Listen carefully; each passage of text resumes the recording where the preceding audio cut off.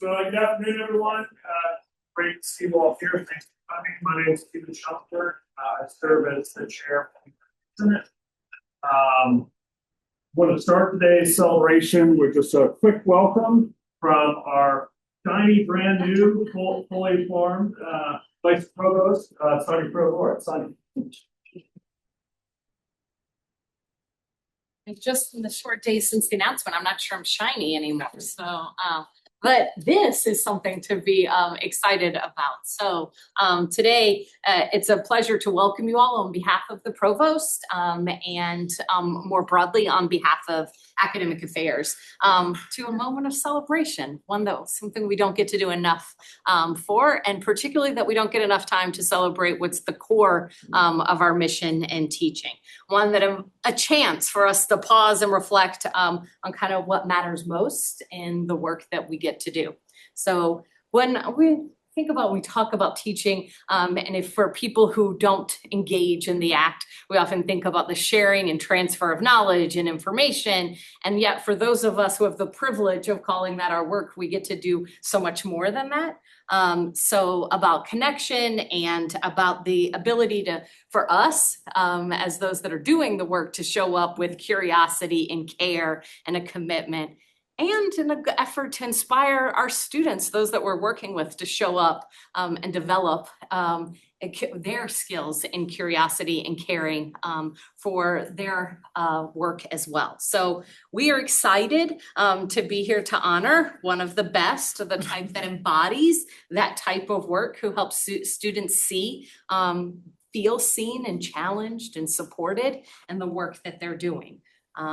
Hope that more of us are able to do the type of work that inspires others and that creates an opportunity for us to challenge the students who show up in the spaces, and to be a model of that for our colleagues in the work that they do. Thank you to the Senate leadership for continuing to create spaces for us to recognize and celebrate the active teaching, and to the members of the selection committee for the care and intention that people bring to this process. Moments like this remind us that excellence in teaching really is about the willingness to engage, to listen, to invest in others. And as we celebrate Dr. Kassegne today, may we all remember to commit ourselves to that level of teaching and aspire to do better. So at the end, congratulations and thank you all, and wish that I could stay for the entire lecture, because the few times that I've gotten to hear Dr. Kassegne do some of his lectures, I've been truly in awe. So I'll stay for a bit, but I just thank you all, and thanks to the Senate. Note to self, never follow Sonia. So again, my name is Stephen Schumpler. I want to welcome folks to KVN. I'm serving as chair of the University Senate. I want to start also by thanking the Faculty Honors and Awards Committee. They have the unenviable role each year of selecting one individual for the whole campus. I think they've done an amazing job, but it's a lot of work. I want to give gratitude to them, everyone that applied, everyone that advocated for folks. Also want to thank the library. I see Will back there, Will Weston, who's sort of sponsoring the space for us today. That's appreciated as well. And also want to sort of start with a celebration. We honor our tenure track faculty. I'm pleased to announce next year we will also have a similar award for contingent faculty who do a lot of our instructional efforts as well. So it'll be great to be able to honor both of those populations moving forward. I want to thank the President's Office for basically funding in perpetuity is a strong word, but funding a similar award for our contingent faculty to apply for. So it is my pleasure to introduce this year's recipient of the Senate Excellence in Teaching Award, Professor Sam Kassegne. Sam, I'm going to call him Sam, just because that's casual. He joined SDSU in 2005, and over the last 2 decades has built an extraordinary record of teaching, mentorship, and innovation that's helped shape his discipline and empower our workforce on regional to really international scales. Sam's path to SDSU is rich in depth and breadth. He earned his BE from Anna University in Chennai. Am I saying that correctly? Chennai, India. His MS from Middle East Technical University in Ankara. Okay, two for two. And his PhD from Virginia Tech. Did I get that one right? Okay, yeah. Go Hokie Birds. Just want to have a chance to say Hokie Birds. And then spent a decade working as a professional engineer in senior and principal positions at various startups and engineering companies. And I think you'll see this real world experience clearly shows up in his teaching by connecting theory to practice. Professor Kassegne, Sam, teaches the full spectrum across the curriculum at the undergraduate level. He teaches statics, the fear and bane of many engineering students, a very challenging course. And they approach with some hesitation, and I think leave with a much stronger sense of confidence based on the student reviews and student feedback. At the graduate level, his courses such as finite element methods, microfabrication, and MEMS design engage students in really cutting edge technology with real world applications. Over his career here at SDSU, Sam has 126, is probably higher now, I suspect. Master's and doctoral students, that's an average of 6 per year. That's a pretty high flux. Just like using the word flux. And his students, and also mentoring well over 100 undergraduates. His students go on to leading universities like Columbia, MIT, and Yale, and SDSU. I have that one in there. And to influential roles across the industry. Sam's also a builder in the most literal sense. He led the creation of SDSU's NanoFab Clean Room, which is state-of-the-art tech facility to provide students with hands-on experience in micro and nano fabrication. I suspect a number of the students here are involved in that opportunity and endeavor. But what truly distinguishes Sam is how he connects with students. These are just culled from student feedback, a couple lines. One student writes from the very first class, Dr. Kassegne brought an energy and genuine enthusiasm that made learning deeply engaging. Another recalls, he already knew my name and made me feel seen and supported, which really gets into that engagement and belonging. It's so important for the success of students across our campus and in engineering. Perhaps most simply, he's been the most impactful teacher in my academic journey, which is awesome to hear. Sam challenges the students by seeing their potential and encouraging them to pursue ideas that matter to them. He exemplifies what the Senate Excellence in Teaching Award represents. Excellence in teaching, sustained membership, and a transformative impact on students and programs alike. So I'm pleased to welcome Sam to give a presentation, and we'll hand out the award to him. So with that, please welcome.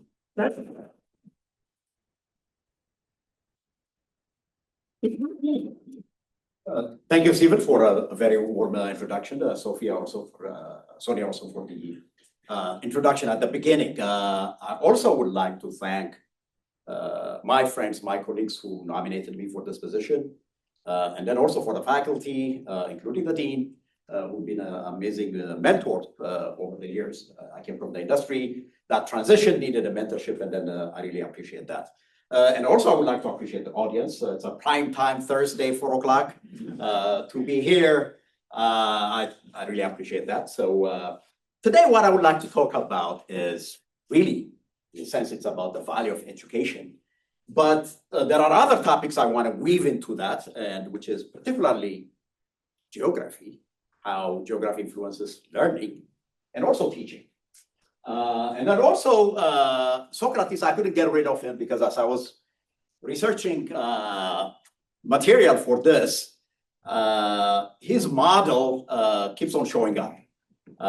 So I really wanted to include that. So, but when I start, I'm going to start with an idea about a headwind that we're facing currently. And what do I mean by that? So currently what's happening is very, very influential people are saying stuff about education. And for example, the wealthy individual number one says you don't need college to learn stuff. Colleges are basically for fun and to prove that you can do your chores, but they are not for learning. So wealthy individual number two follows and says education may be the only thing people still believe in the United States. To question education is dangerous. It is an absolute taboo. It's like telling the world that there is no Santa Claus. And wealthy person number three, not to be outdone, says maybe not everyone needs to go to college. And number four, you can get better courses on the internet and take that money and travel the world for $40K as an 18-year-old plus you would really learn. Very influential people. And then number 5, wealthy person number 5 says, I think the future is going to encourage independent education. Bypass all this nonsense and just teach people reality. And this particular individual says, if we did not change the way we teach, 30 years later, we will be in trouble. We cannot teach our kids to compete with machines who are smarter. So in general, it's a headwind that we're facing from these individuals. Now, you could have ignored that if it was only them expressing that kind of sentiment. But what's happening is some of the planet's largest tech companies are essentially saying the same thing. And then I'll quote some of them.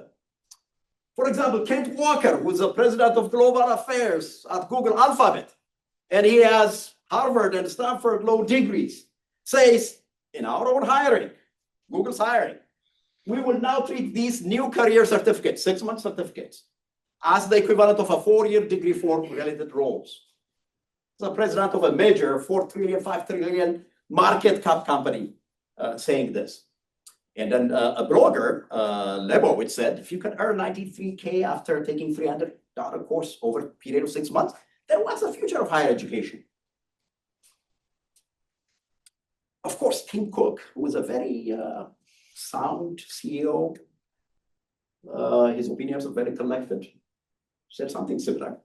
The mismatch between the skills that are coming out of colleges and what the skills are that we believe we need in the future, we have identified coding as a very key one.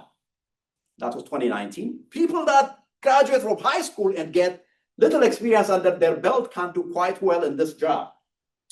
Of course, irony is not dead. And Imad Mostak, Stability AI, 2023 said there's no point in studying coding anymore. And Boris Cherny also said coding is largely solved. But what's more disturbing is just last Monday, Bloomberg had an article which said 43% of recent US graduates with degrees took a job which did not need anything more than high school. 43%. So, ladies and gentlemen, what I started out as a headwind, I think it's more of a gathering storm. It's not only individuals, it's actually corporate, huge, collectively probably about $25 trillion market cap companies saying that maybe we don't need college education.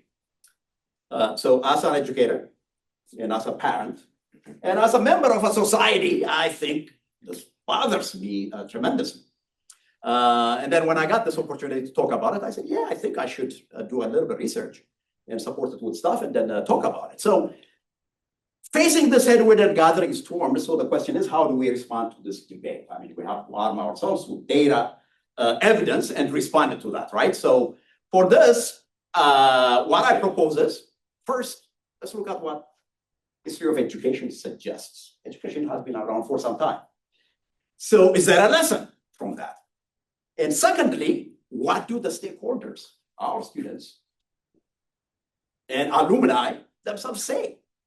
So we did a survey, actually. We had N is equal to 151 data points, small survey, but a useful survey to feel the temperature, feel the response of our own students. And then finally, we suggest some ideas for structural reform. So I'm not going to be naive about this. It's a very systemic problem, but there are stuff that we can do, and I really would like to talk about that. So as I suggest that we look at history of education, another subject makes an appearance, which is geography. Geography of learning and geography of teaching. And then for me, it's a good segue to talk about also a little bit about my background and what led me to teaching, etc. So a little bit of talk about geography shaping learning and teaching. So it's a brief personal story.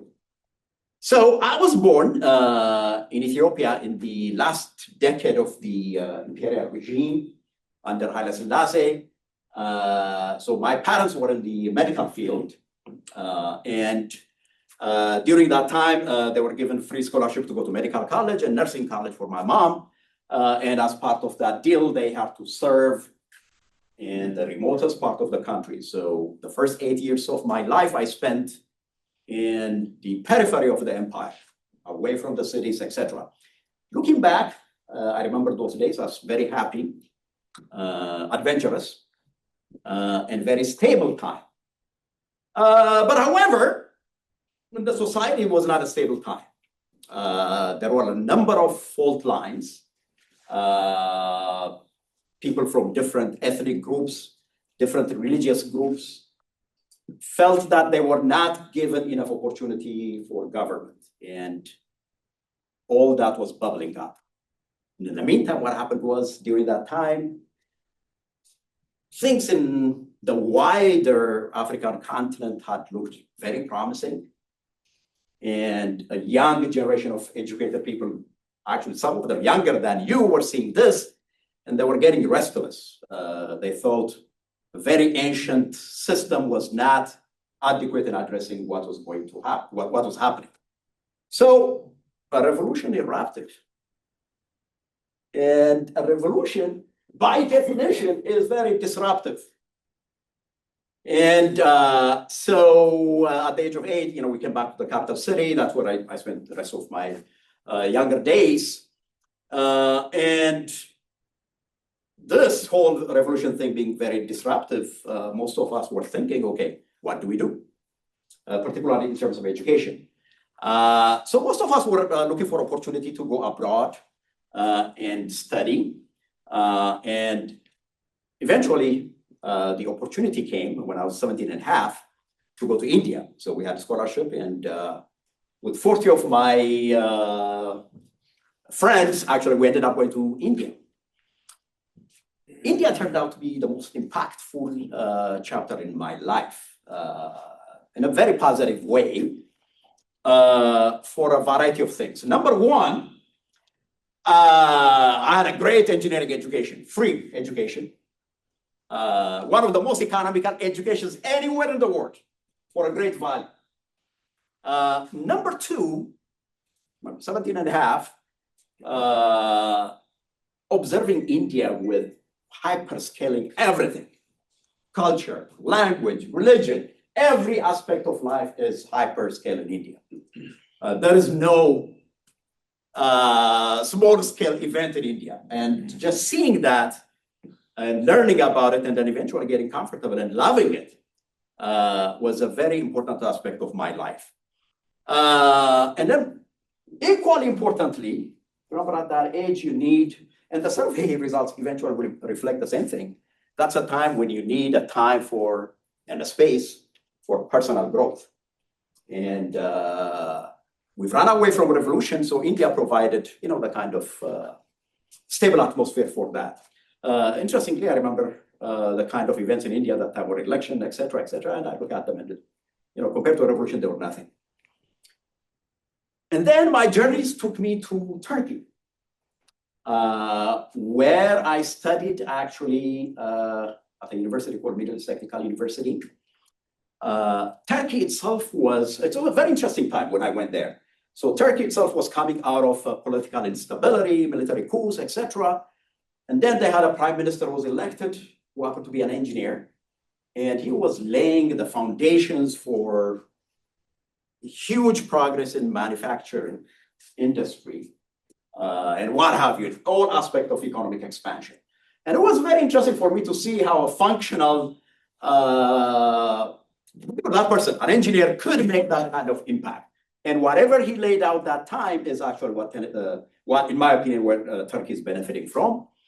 And when I look at my time in Turkey, there were a number of things I learned. So the first one was, again, world-class education, very legendary educators. And I remember them, Ur Ersoy, who's 94 right now, alive, Tanvir Waspi, Mehmet Utku. And I was able to get an amazing kind of education with a tuition of about $150 per semester. So I remember that about Turkey. The other one is, of course, I met my future wife. She may not agree with this, but I started picking the language. So as I started picking the language, it just opened up an amazing world. And the Turkish language, actually from what's called Xinjiang in China, all the way to the steppe-based, Central Asian countries, Kyrgyzstan, Kazakhstan, all these Southern Russian republics, Crimea, all the way to Balkans, you will recognize the language. And it just opened up my eyes for the world I did not know very well. That was some amazing stuff that happened from Turkey.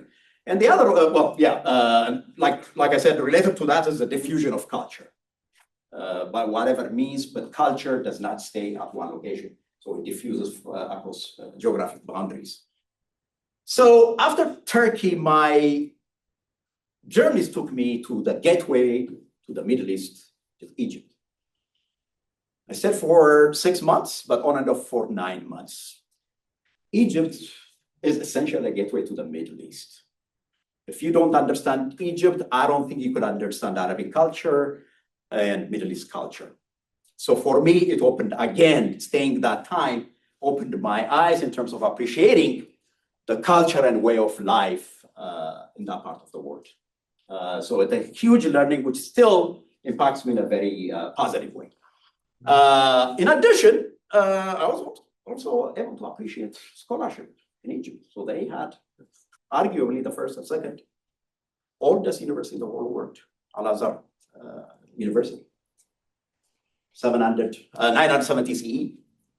So all this was a journey in geography which impacts your learning, but eventually it will also impact your teaching. So after Egypt, my journey took me to graduate school in Virginia Tech, in the East Coast. And at the East Coast, the lesson I remember is me meeting applied math. I was trained as an engineer, civil engineer actually. But that's where professionally I reinvented myself for the first time.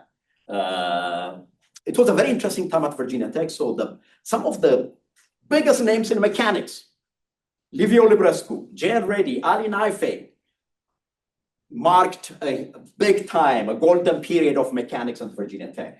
It was in a different department. So what I did was I dumped my old department, I jumped over there and got into what was engineering science and mechanics, where all these folks have applied math as a background. And when you have applied math as a background, it just opens up more opportunities. So that was Virginia Tech. And then, of course, the eventual stop of my journey is California, where we've lived for 33 years plus. And in California, one thing that strikes me is the opportunities for reinventing yourself, if you have the patience, again and again and again. I've done it 3 times. And one of my bosses is here, Donnie Hardco, he knows that. So I used to work in a software engineer with, for buildings, etc. Then I joined a biotech company and another startup company, 3 startup companies before I became a professor. Now, the lesson is that allowed me a perspective from industry when I came back to teaching. So that influenced the way I teach. Because 12 years of industry background, you just can't ignore it. In fact, for me, it was an asset. So with that history, it brings me back to what I'm doing right now. I'll just go a little bit faster on this. So right now in our lab, so we work on materials, which are the intersection of silicon, carbon, and polymers. My students, also all of them work in these areas. We have also a consortium, about 25 companies involved in that. And this is some of the stuff that we do. I just wanted you to get a framing to some of the stuff that I will be talking about. So these are some of the devices that we manufacture. From the people's point of view, these are our numbers. Sometimes the numbers, of course, they hide a number of things, but numbers are also important. Stephen said 126. Since then, we have graduated one more, it's 127. And over the summer, some of the people I'm going to miss are going to graduate. I think they're sitting all over here. So the number is going to increase, but so very proud that 20% of them are women. So I've graduated students from, so these are PhD and MS students. So mechanical engineering, electrical engineering, aerospace engineering, computer science, So it's not only one department, and this is how geography affects you. You become willing to experiment outside what you know. Currently we have 2 PhD students, one overseas, and we've hosted 18 postdocs and visiting scientists. 3 of them were medical doctors. Some of you have hung out with them. Undergraduate students, 96, and visiting postdoc students, 25 plus. Then you add the numbers, approximately 280 young men and women are passed through the lab as researchers, not just hanging out for a day or 2, but really researchers who have spent a good amount of time. So from medicine to computer science to AI, geography shaped this unique environment. So now that we have looked at geography, let's go back to history, the lessons from history on education. What does history say about learning? And I'm going to pick a couple of models. So I'm going to pick 2 models, the Socratic model and the Al-Andalusian model in Moorish Iberia, which is in Spain. Let's look at the classical Greek. And most of you already know, but I'm going to focus on some of the keywords that define education in the Greek system, right? Inquiry-based learning. So learning is always about inquiry. It's not about exams. It's about your curiosity. Socrates believed that, his self-reflection. You guys know the quotes. So he wants self-discovery, active engagement. So you ask questions, you examine. That's his approach. And critical thinking. This is what their college, their education was giving you. You're not just fed stuff, but you were challenged to critically think. Evaluate, challenge, refine your understanding of the world. So he had a very well-developed system.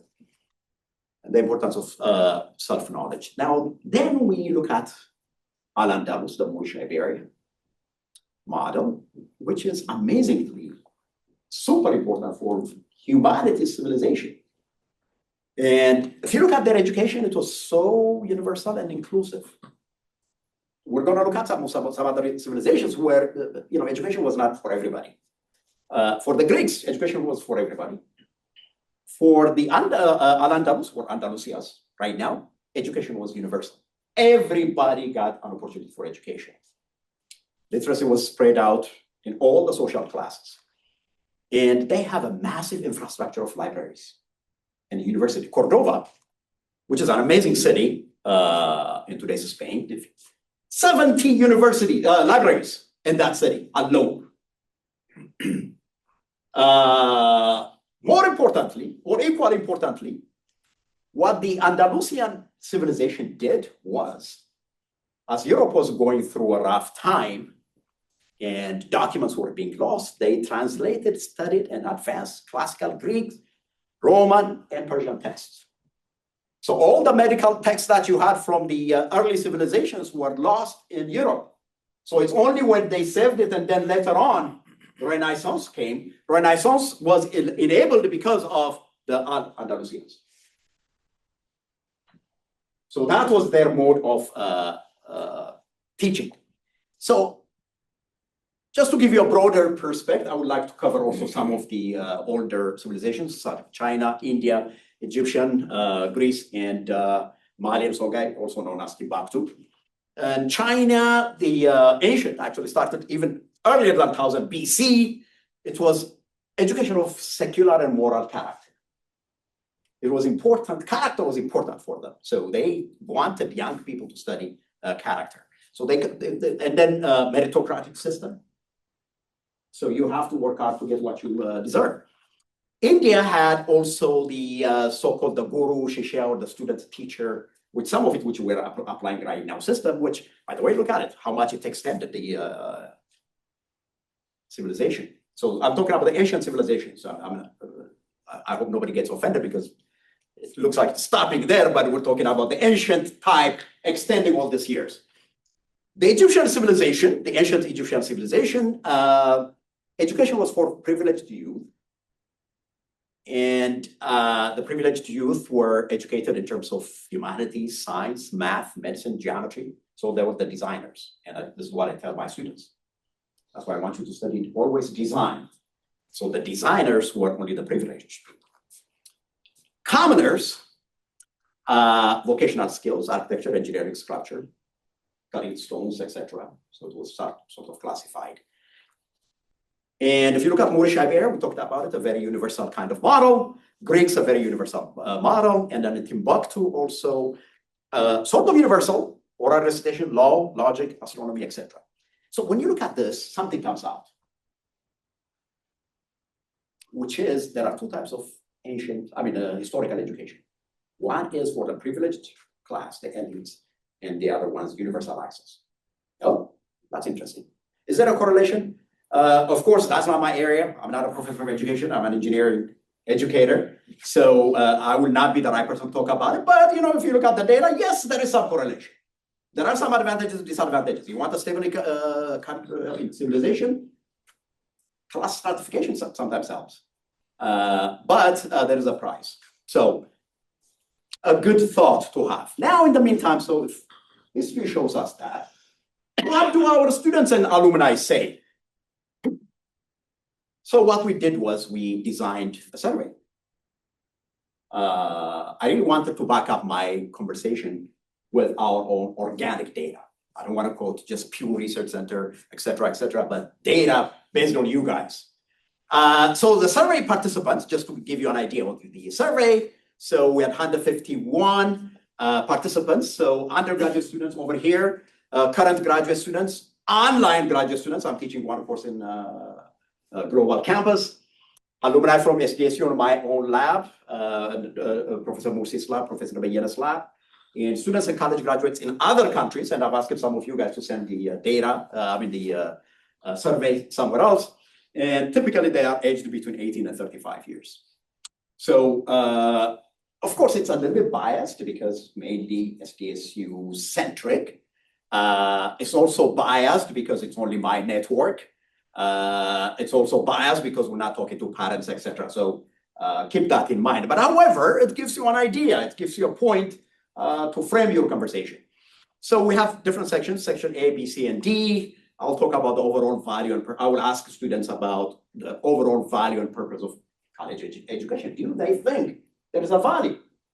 And in the second part, we ask them, okay, are you getting the rigor and faculty engagement that you're expecting? And third, we ask them also about the skills they picked, or they did not pick, or they wish they picked. And then the fourth part, we talk about the long-term impact and reflections. And there's open-ended questions where I'm going to summarize some of the results. So this is the distribution of the people who answered, predominantly undergraduate students plus master holding students and alumni. We had like about 7 or 8 PhD holding candidates who responded to this. In terms of universities, so UC Davis, AI, SDSU Global Campus, et cetera, et cetera. So the first question, the value of college education, overall value. So is college education worth the financial cost? So the answer is, so the way I defined my interpretation, so votes with highly agree, largely agree, moderately agree. So largely agree and highly agree, we call them strong agreement. And if you add the moderately agree, then the substantial agreement. Okay, so slightly biased towards argument, you could argue. But the people who were filling the form, they knew that this is what the criteria they were given. Okay, so the first question was, do they think that they have their money's worth? So the strong argument is about 70% strongly agreed that that college education is worth the money. Substantial argument, if you add the middle one, up to 88%, or 90%. Now compare that with the national. So whatever possible, I've tried to compare this with the actual national data. So Pew Research Center 2024, only 22% of the respondents agreed that it's worth the money. So there's a problem. There's disengagement. And of course, that includes parents and then the high school graduates, et cetera, et cetera. So you have to be careful because they interpret it the way they want. But such a stark contrast, you need to pose and ask questions. CNBC had December 25, 2025, a couple of months ago, 67% of the population in the United States, that survey said it's not worth it. Oh man, I mean, that's gathering storm. The majority of people feel this way. Now, our students, of course, are more optimistic for our ecosystem. The second question is, a college degree is important for achieving long-term goals. Strong argument, 73%, substantial argument, 90%. So they feel, our students feel, yes, for their long-term career goals, education plays a part. The under section A, and again, value, the third and the fourth questions are, did my college experience meet my expectation for personal and academic growth? So we had 72% strongly argument, substantial argument, about 90%. Not bad. Still very optimistic. Personal growth as well as academic growth. Now, this is what I like. If I had to decide again, I would still choose to attend the college. Under 51 respondents, look at the numbers. Strong argument, 85%. I would do it again. I think that's amazing. Substantial argument, that's 92%. So this is a good data. There is something that they see. Overall, am I satisfied with my college experience? Almost the same thing, 80% strong, substantial argument, 94%. After people have paid a lot of money, got education, some of them went to other more expensive schools, but they say, we agree, we like the return on our money. So the next questions are under academic rigor and learning. Okay, that was your expectation, where your money's worth, etc. But you expected a rigor, a certain rigor. Are you getting that? So my courses adequately prepare me for reward challenge in my field. Strong argument is 67%. Oh, it's going down a little bit. Substantial argument, 79%, about 80%. So compared to the others, I think there's a room for improvement here. But if you look at the national data, Halt Business School, Halt International Business School 2025, less than 24% of the population believes, or the graduates believe that they got the skills they needed. Oh, maybe I think we're doing something here that, students don't tell a lie. I mean, among professors, we have that conversation. If you send a survey to faculty, they try to be polite. So it may not be correct, but students are brutally honest. And I really think they are honest. And we know that from our review. I think this is how our students and graduates and the ecosystem that we covered feel. The other one that I like is educators are an important part of my learning experience. Strong argument, 80%. Substantial argument, 93%. I mean, that's beautiful. As an educator, that's what I would like to see.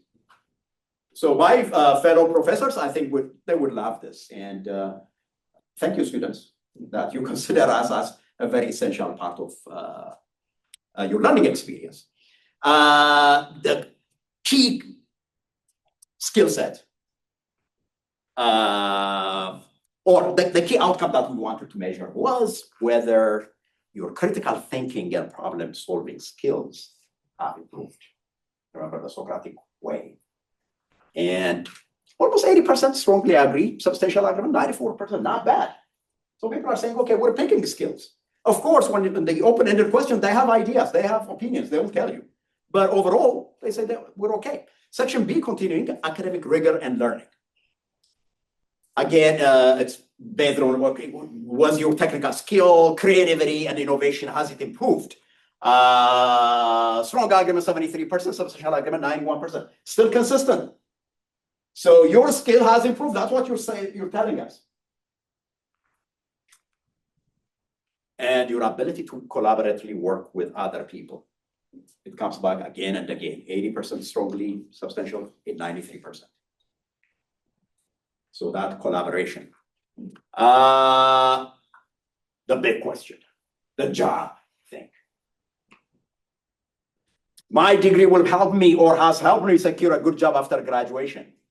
Strong argument is 69%. We got a problem. Our students are super enthusiastic. I mean, they have tilted the scale, but they're telling us with 69%, in terms of job preparation, there's a problem. So we have to pay attention, and then we have to, that has to be part of the debate. And as we'll see later on. Section C. Now, again, it's in terms of the skills and then whether you can get the jobs that you want, etc. Despite what some people say, employers still value college degrees in today's market. That's the question. And strong argument is 73%. Substantial argument about 93%. So, still room for improvement. And now some interesting aspects here. I often learn valuable skills outside college through informal sources. And I would imagine this YouTube or whatever other platform. The numbers are good. 83%, 95%. Through the roof. Oh, okay, that's good. That's an opportunity. In addition to whatever we're doing, I think if we do this, I think that's great. So the other interesting question is we wanted to see probe. Remember, I have sent this to 20 SDSU global campus students, and we asked them does high quality online program, would it replace traditional college? That's a question we posed them because that's what we're hearing outside. Strong argument is about 33%. Only 33% of our most enthusiastic, our optimistic students. Now all that optimism goes away and they say, no. And if you include everything, about 54%. Now compare that with the national, which is Champlain College 2025. 72% believe that online education is repeatable now. Huge gap. We got a problem. Outside, that's what they think, but here, we don't want to do online. Okay. Again, two more questions. College is still necessary for success in today's society. They were, kind of 62%. We're not sure. But still high. My college experience will continue to benefit me throughout life. It's a very important question. It's not only short term, but long term. Now, the numbers are through the roof. 86% strong agreement. Substantial agreement, 90, almost 100%. Long term, our respondents absolutely agree that college will benefit them throughout their life. It's not about short time. Isn't that ironic? Isn't that interesting? 18 to 25 to 28-year-old people are telling us we believe in our future, and then the corporate world tends to be a little bit darker in this outcome. So I like the optimism that I see over here. So the final question was, in your opinion, is college education becoming more or less necessary for a successful life compared to 20 years ago? Okay, we picked this question because there is an existing data on this one outside. So in general, positive vote of 63% thought college is more important than 20 years ago, than their parents. Nice. Negative vote is only 37%. But the general population, it's only half of the population which thinks that college is more important. Again, a mismatch, which is an opportunity to work. Okay, so what I would like to do is here summarize, and I'm going to go through this a little bit quicker. I even tried, my students know that, we don't want to have very populated slide. Despite my preaching, I couldn't remove any word. And this is what got summarized. But let me highlight at least the big points, okay? So there were two open questions in addition to the choices. The first one was, what change would improve the value of your college education? We wanted to hear from you saying, okay, what sort of change do you want to see? So the first one they wanted to see was more hands-on experience. Again, I need to remind the audience, of course, the majority are engineers. We had a few non-engineers, but hands-on experience projects and then access to research opportunities. Well, that's interesting. Even undergrads, they want access to research. They're not just interested in just taking the courses, but they want more for their money. And then, of course, increased collaboration with the industry. Again and again, it comes up. Access to mentorship.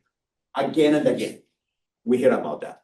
Curriculum and instruction quality expected. They have suggestion, improve class quality and the curriculum to be better aligned with the industry needs.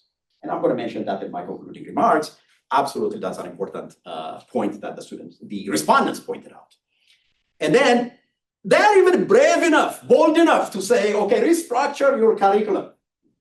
Okay, restructure it so that it is promoting critical thinking. 151 people actually, they were writing these open-ended statements. And they were saying, okay, look, we want critical thinking projects. Improved affordability and accessibility has been mentioned a number of times. A little bit, just as a context, of course, the CSU system is one of the cheapest systems anywhere in the country.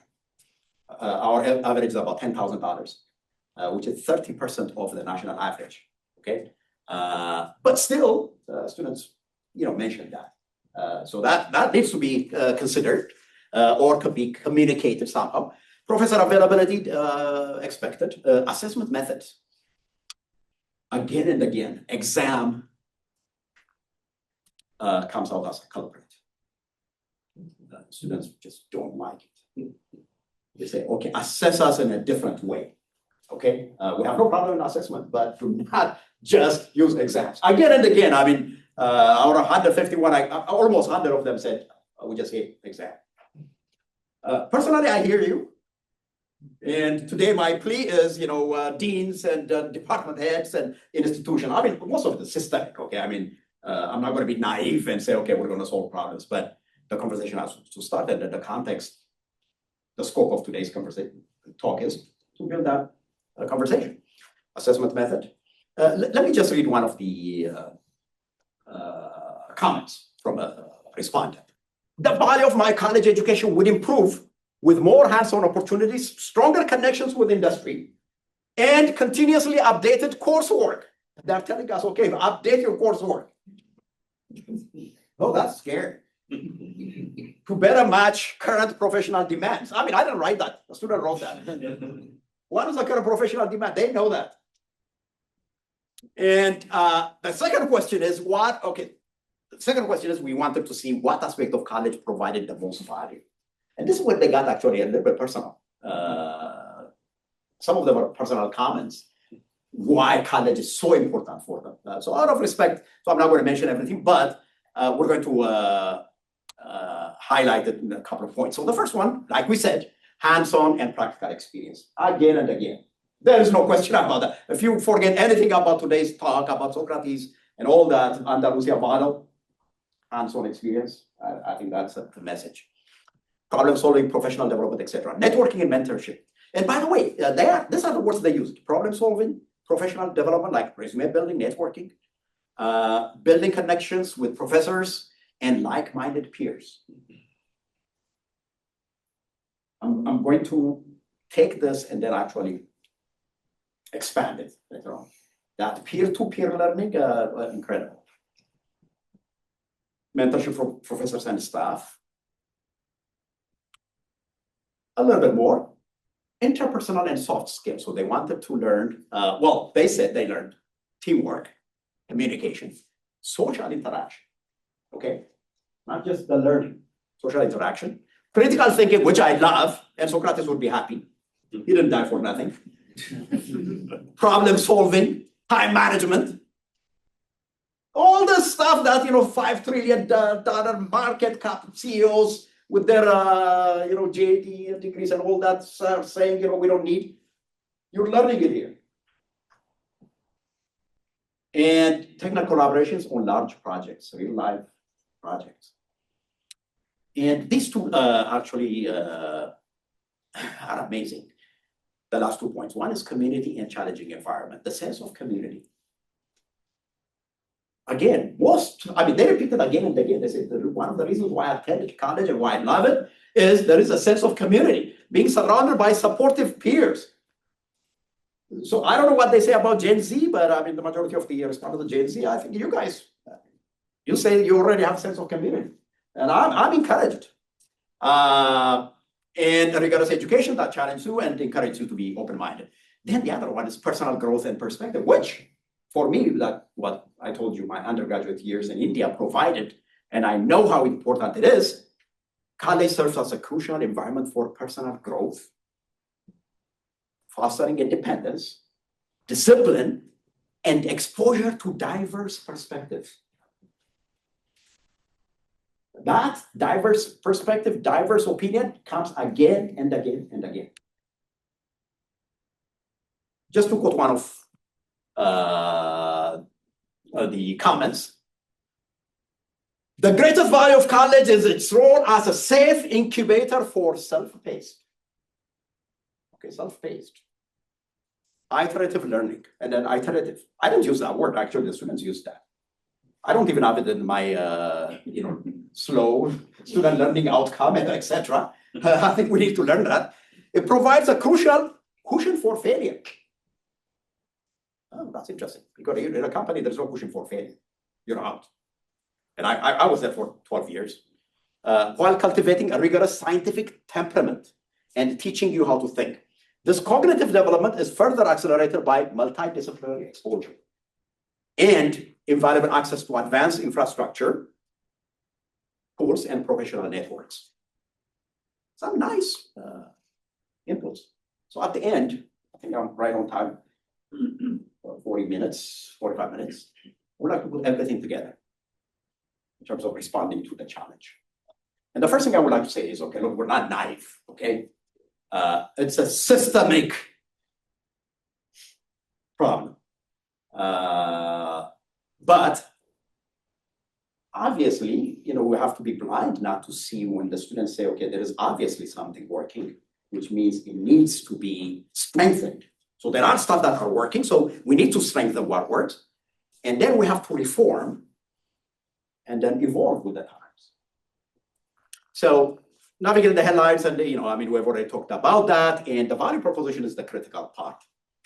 College education develops critical thinking, self-knowledge, etc. The next value proposition I would like to propose is we need to save our students from that 43% trap. If that's what the job market sees you, and then 43%, you have to be that 57%. And how do you become 57%? Of course, you have to be the designer. Remember that stratified education system? You don't want to be the mason, you want to be the designer. Nothing wrong in being a mason, but we want you to be trained to be that designer. And you're not going to be that 43%. Now, I dumped everything over here. I should have kind of animated it, but let me explain. This is the last discussion. Reflections on reforms and evolution. First of all, keep research labs open for student access. I really believe in this, and my students know that. That's a picture of our lab, always open. The instruction that we have is as long as there is one member, one student in the lab, keep the door open. And the reason is there are a number of people walking up and down, walking by. And let them go in and ask questions. And then, of course, we're lucky, and this is where I need to mention this. So the people who are involved in the design and planning of EIS building, the Engineering and Interdisciplinary Sciences building, there was a lot of thought that went into that, which right now we're harvesting some of that. So one of them is open architecture. For example, our nanofabrication, it's open. So I know some of my professor colleagues do that. They keep their doors open, but I think we don't have to wait for a systemic bill from the state of California or whatever. We can do it right here. If every professor keeps their door open, I've never lost even a single pencil. You guys know that, right? We've never lost anything in our lab by keeping the doors open. In my opinion, that's the Agora model of Socrates. Remember what Socrates was doing? He goes to Agora, and I encourage you guys to visit that in Athens. It's the open market. And he just wakes up in the morning and talks and then challenges people. Anybody who was passing by, that's free education, passing by, they could ask him, argue with him. And noble people. Plato came from a very noble family. But he always went in the morning to the marketplace. So the Agora model of Socrates should be practiced in our labs. I think we could do this at the faculty level. We don't need to wait deans and then administrators to tell us. The other one is very important, provide more research opportunities for undergrads. Some of my colleagues who are over here, they are big in that. Absolutely, and the students have said it, as undergrads, we want to see research, open that. We need to do that. And then we've seen the results. And one of the things that I've said is, and my students know that we have anecdotal data on this. About 75% of undergrads who drop by our lab, hang out, eventually, I mean, even more than 75%, they go to graduate school. And some of the victims are here. And I tell them that the first time they show up, they say, you don't know it yet. But you know what? You're going to be around. So the trick is, once undergrads pass, let's catch them. Then the other one is, I also believe in this, needed its own slide, and I was afraid for time being short. The mentoring model. So a mentoring model, NSF actually forces you to do this.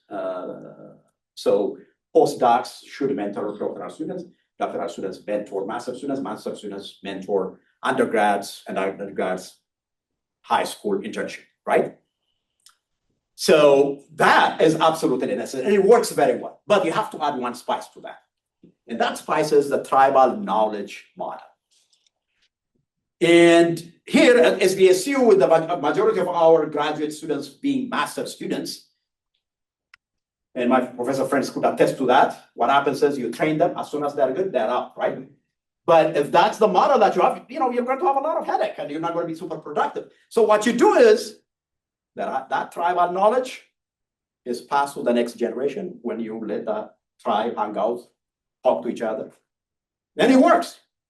And students will tell you more about that. So if you forget anything else in this conversation, so one is the Agora model, Socrates is not dead, alive, and it should thrive. And the other one is the tribal knowledge model, which is related to the mentoring.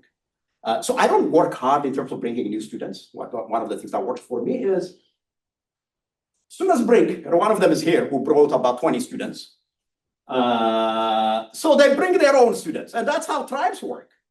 And so I really find that a very feasible. You don't need the administration to tell you that to make that happen. Okay, the other one is the entrepreneurial infrastructure, which is amazing. I think we have a very good entrepreneurial infrastructure at this university. They're making an impact, but they still have some more room for improvement, particularly in engineering. And I wish some of them were here. But anyway, so that could attract even more of our students. So in fact, one of the students is over here.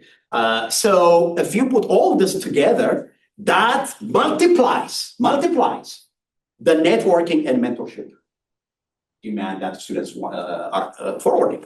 The other ones, in terms of hands-on experience, faculty as well as department and colleges need to do that, which brings me to another interesting point. How many people have seen when AIS, the student clubs, Baja, electric vehicle, rocket? Abhishek is here. I've been on campus on Saturdays, and my wife and my daughter will not be happy. Sundays, it's packed, and there is no faculty advising these folks. And I've seen people taking my statics course, which is a sophomore level, in there, and they say that in the report that's a very big part of their education.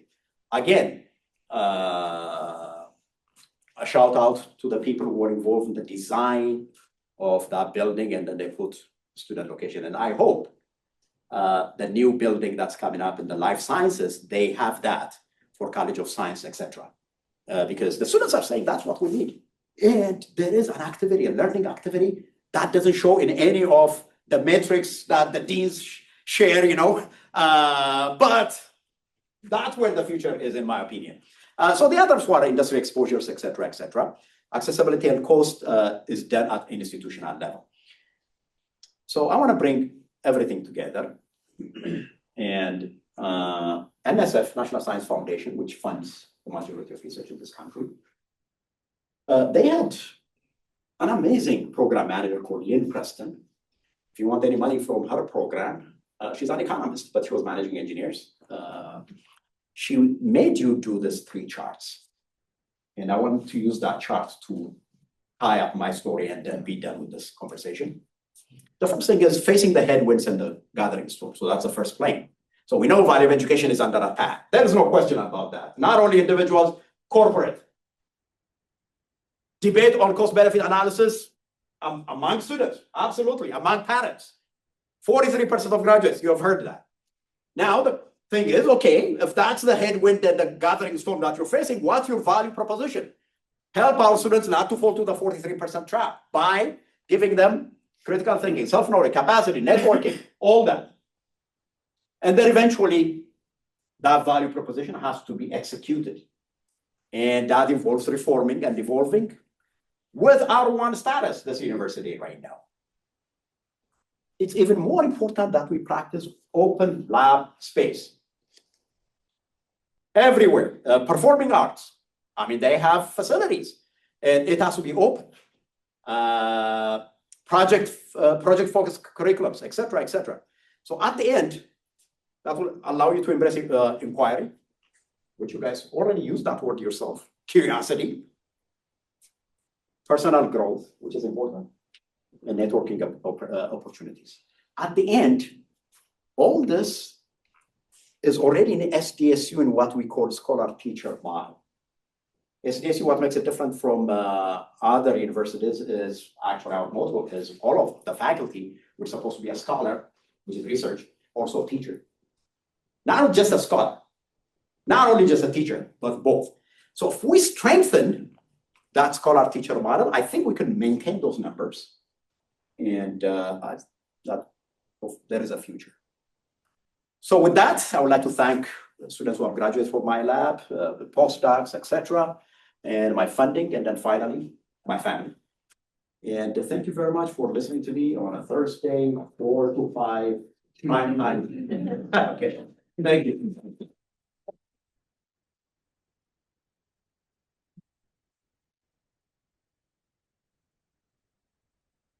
We have a couple minutes for questions, and then we'll do the official handing over of the plaque, flex plaque. Questions, please. Oh, I know this. You can ask me at home, but it's okay. Questions, comments, refutation. He keeps saying 4 to 5. He's ahead of his time as usual. Yeah. 3 to 4. 3 to 4, which is still right now. Thank you. I was expecting some insights on MEMS, but this is okay. Thank you. But as a distinguished educator, what do you think about?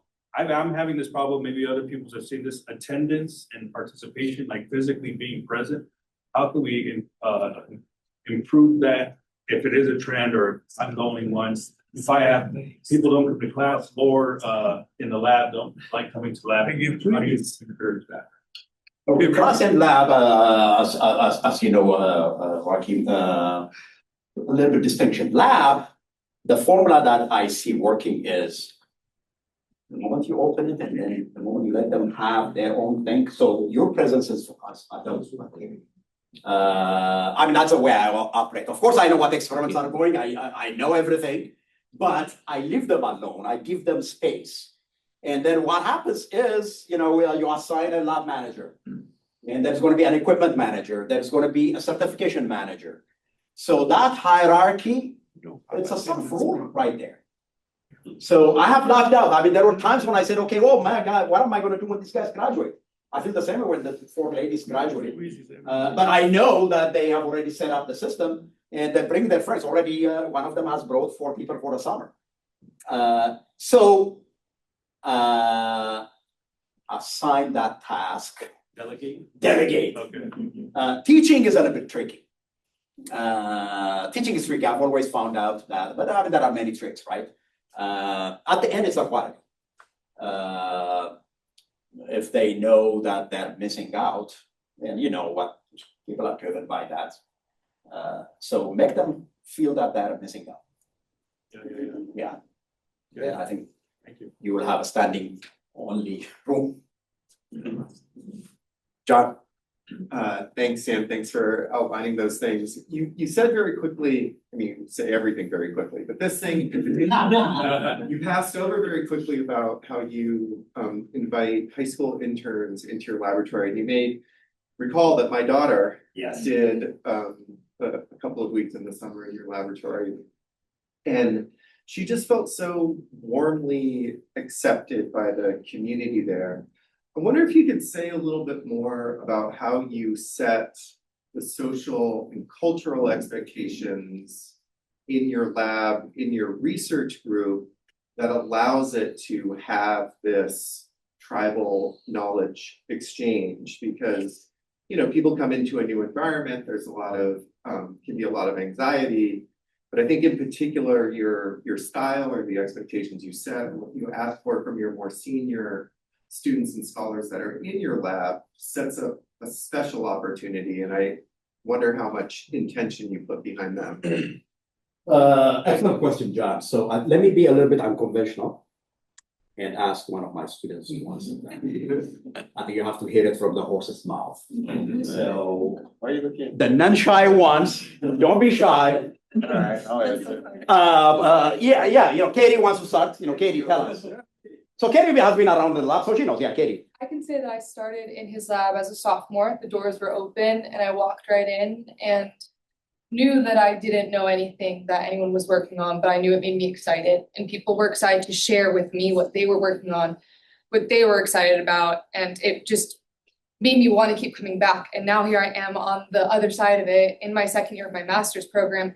When I have undergraduates come to me with questions or ideas, I'm excited to share my knowledge with them. And it kind of is that trickle down effect where I was at one point that person who had no idea. And people, they share that knowledge with nothing, no expectation of anything in return. And now it's exciting to get to share with those who come in and ask me questions. And it's fun.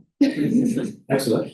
One more quick point, maybe. I can add to Yeah. that. So I've been under Dr. Sam for like 5 years now under his mentorship. He summoned me to his office first day of my freshman year. I was an international student, fresh off the boat. I didn't know any research he did or anything. But he made me hang out in his lab. And over time, I just kind of saw how the master's students were heavily involved. They were excited about their own projects. Their theses were not set in stone. It was rather like modified towards the end as they found exciting results. It kind of navigated itself. He's been like a great mentor, super supportive, always available. But at the same time, he gives us our space. Like we have fun in the lab. Like we really are a close family. And yeah, I think that just all adds up together and it's just a really great learning environment. So something I want to add to that is, and which I actively work on, and I haven't studied behavioral economics. I read articles and then social science. You know, in any society, you need bridge builders. There are very key personalities which I actively recruit.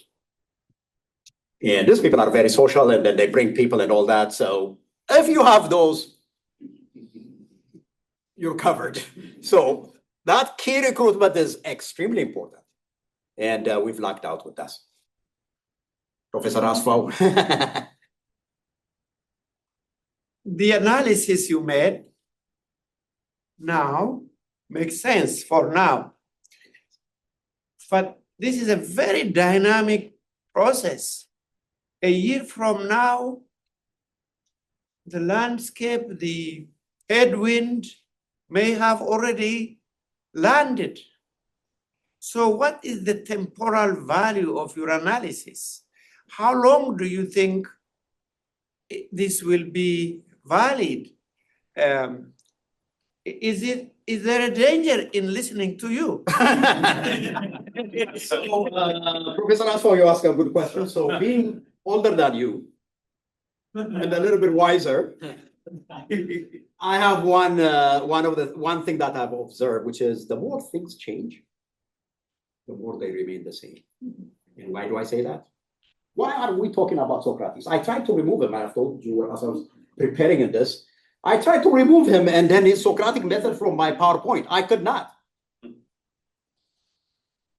So if it was valid 2,000 years ago, it's valid.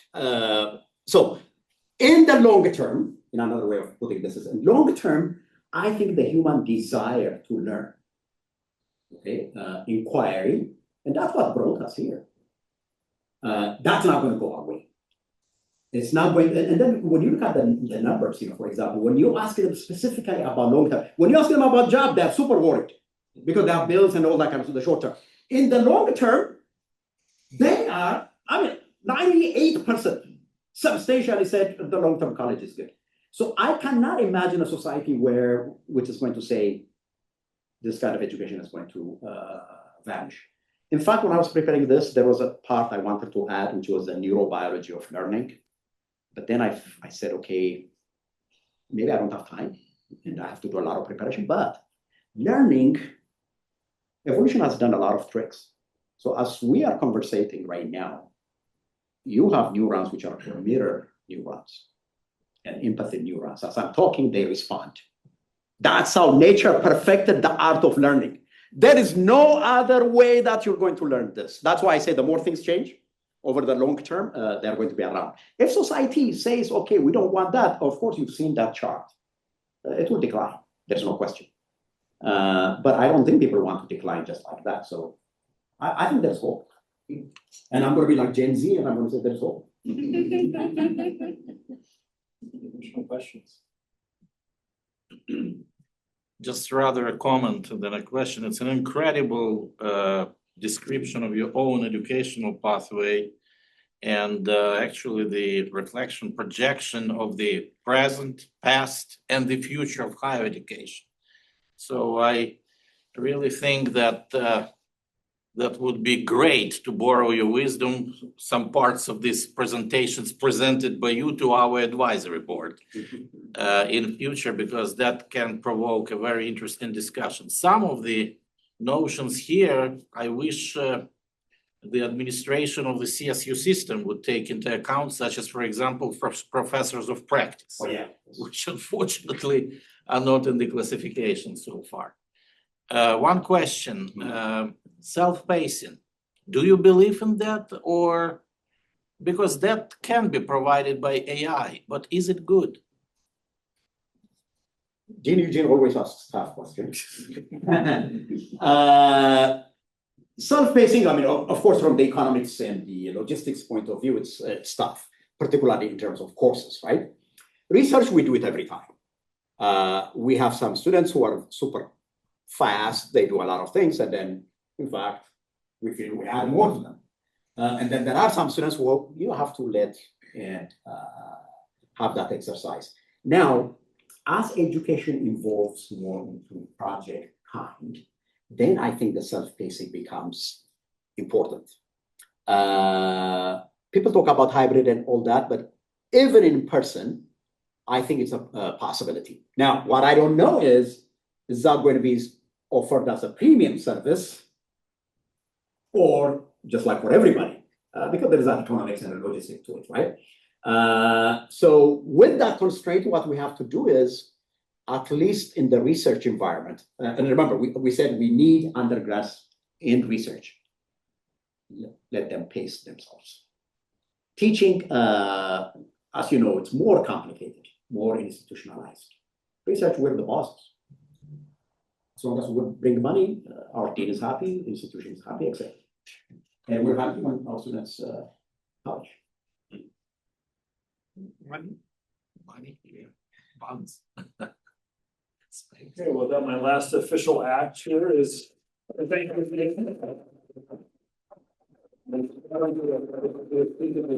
I hand it over to you, and I think you're gonna take a picture. Can you move to the center, Yeah, please? please. More to the light. have the stuff behind you. Oh, and so we're gonna be staring at this. This is great. They're dancing. Wait, this is terrible lighting. This is terrible lighting. Yeah, it's bad. Yeah. One here. Real chill. Oh, there we go. We have technical. There we are. Go back. Go back.